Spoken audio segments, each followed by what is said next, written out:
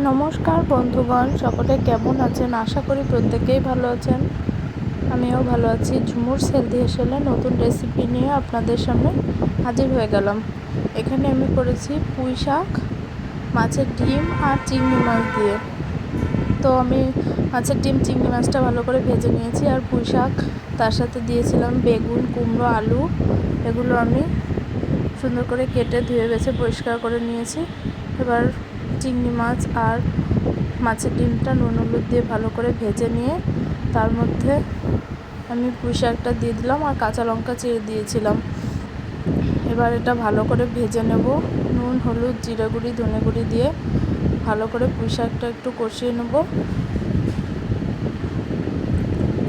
আমার রান্নাগুলো আপনাদের কেমন লাগে অবশ্যই কমেন্ট করে জানাবেন, আর যদি ভালো লেগে থাকে তাহলে অবশ্যই পাশে থাকবেন। নতুন বন্ধু হলে চ্যানেলটাকে সাবস্ক্রাইব করে একটু এগিয়ে যেতে সাহায্য করবেন। দেখুন, অবশ্যই কিন্তু কমেন্ট করে জানাবেন রান্নাগুলো কেমন লাগছে। এই যে আমি পুঁই শাকটা কিন্তু ভালো করে ভেজে নিচ্ছি। তারপরে পরিমাণ মতো জল আমি দিয়ে দেবো। একটু সাথে সাথে জল দিয়ে দিলেই ভালো লাগে না, একটু ভেজে নিয়ে কষিয়ে নিয়ে ভালো করে রান্না করলে কিন্তু খেতে খুব সুন্দর লাগে। এবার আমি জল দিয়ে দিচ্ছি। আমি কিন্তু ফোড়ন দিয়ে বসাইনি, ফোড়নটা পরে দেবো। যে ঢেকে দিলাম।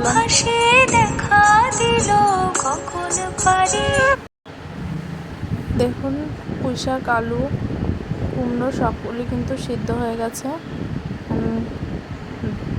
ভালো করে সিদ্ধ হয়ে যাওয়ার পরে ঝোলটা দেখুন কমে আসলে তখন আমি দিয়ে দেবো ফোড়ন।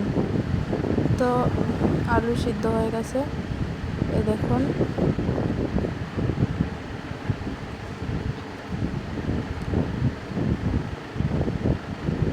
গরমের দিনে হালকা পাতলা খাবার কিন্তু সকলেরই ভালো, স্বাস্থ্যের পক্ষে খাওয়া।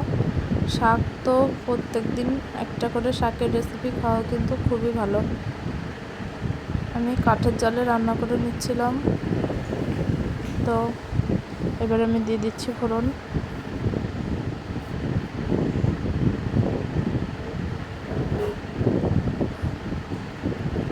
তো ফোড়নে আমি দিয়েছিলাম এটা কটা জিরে আর কটা রাঁধুনি, একটা শুকনো লঙ্কা, তেজপাতা।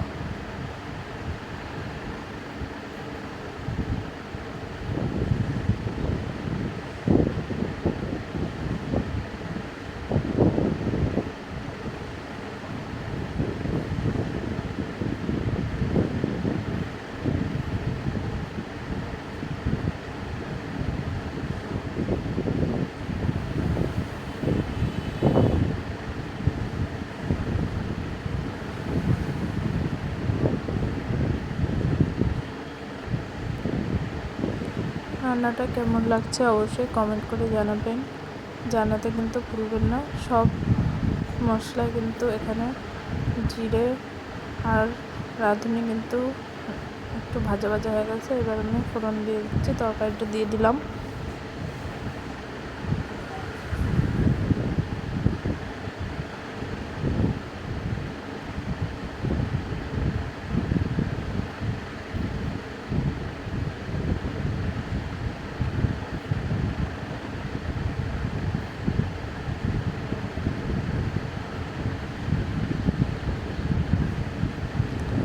সামান্য কিছুক্ষণ জাল দিয়ে সামান্য উঠানোর আগে একটু সামান্য পরিমাণ মতন চিনি দিয়ে কিন্তু নামিয়ে নেব। রান্নাটা কেমন লাগলো অবশ্যই জানাবেন, আর পুরো ভিডিওটা অবশ্যই দেখবেন। তরকারি কিন্তু হয়ে গেছে, এবার নামিয়ে নেব। নামিয়ে নিয়েছি।